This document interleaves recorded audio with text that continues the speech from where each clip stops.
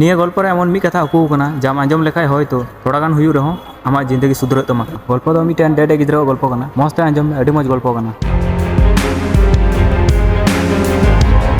मिटेन डेडे गिद्रा प्रतिदिन स्कूल चला डहार रे मिटेन रपुत घुड़ी दुकान सामान रे तिंगु कान थानो आर ओना दुकान से कोयो का कान थानो उनी नेलते ओना दुकान मालिक